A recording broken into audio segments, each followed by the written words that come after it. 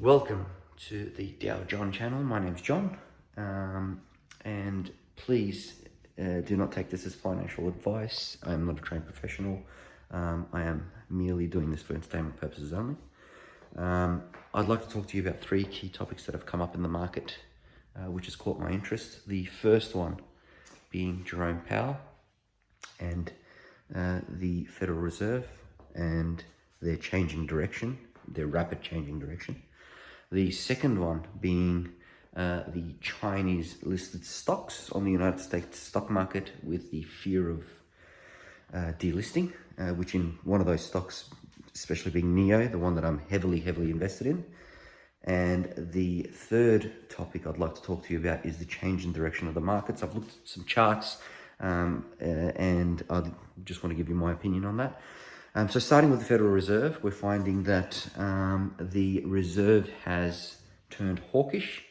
I'm not sure if this is because Jerome Powell has now been re-elected, and since he has secured his position, if he's coming out and telling us what he truly believes, now that he no longer risks being voted out of his position. Secondly, seeing Jerome Powell and other major members of companies and reserve members selling out of their positions of the market, especially being the ones that ETFs that follow the S&P and NASDAQ, which is of concern. Usually when the big guys are getting out, it's warning signals and alarm bells for the rest of us so that we don't get stuck holding the bag. Now with the Federal Reserve, over the period of the last 6 to 12 months, they were promising initially that the interest rates will not be changed and that the tapering will not occur as rapidly as they are now saying it will occur. Interest rates went from a hike in 2024 to late 2023, and now they're saying potentially 2022, next year.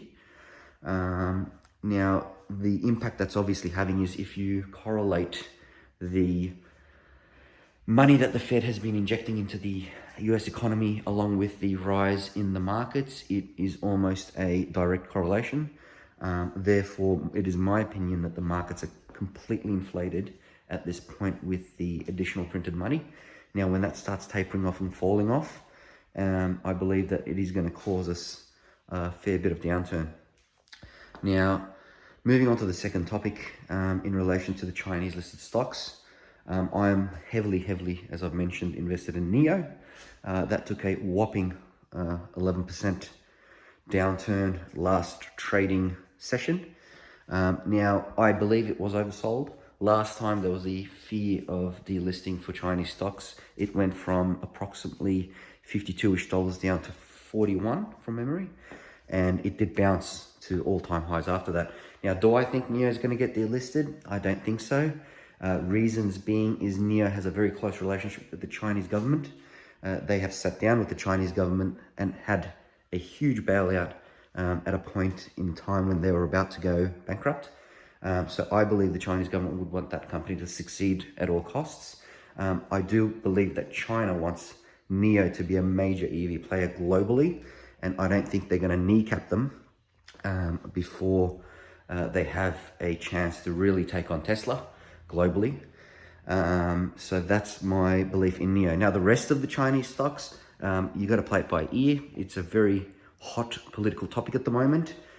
China could be doing it to hurt US investors, as each time they have targeted a company, it's US investors that have lost out more than anyone. Yes, they are closing a revenue or a capital raising stream for those companies, but at this point, I think it's more political to them, and they don't care, who gets hurt in the process. And it's just a tit for tat between the United States and the Chinese government at the moment. So that's what I think we're at. Now, thirdly, I've mentioned that I've looked at some charts in relation to the market and where I think it's going. The technicals have told me from my interpretation of them. Now, please be aware that everyone interprets technicals their own way. There's 1,001 ways to interpret technicals, and until a certain scenario is played out, certain key levels hit, is when we realize the unfolding scenario that is occurring. And from what I've seen now, I can see on the weekly charts for both the S&P 500 and the NASDAQ 100, it's forming a head and shoulders pattern, which leads me to believe we may have one last Santa Claus bounce or Christmas rally, whichever term you coin in relation to the end of year rally, before we have the head and shoulders downturn, which would lead us back to the beginning of that pattern. Levels to watch for in the S&P 500 would be the 4,500 mark. I'm keeping an eye on this level because I believe if this support level is broken, that we could potentially be seeing a reversal of the bull trend and heading into a potential bear market early in the coming fiscal year. And that's my take on it now. Please leave your comments below. I'd love to see what you think of this volume 1, and please give feedback, as I would like to grow this channel and suit my viewers' expectations. So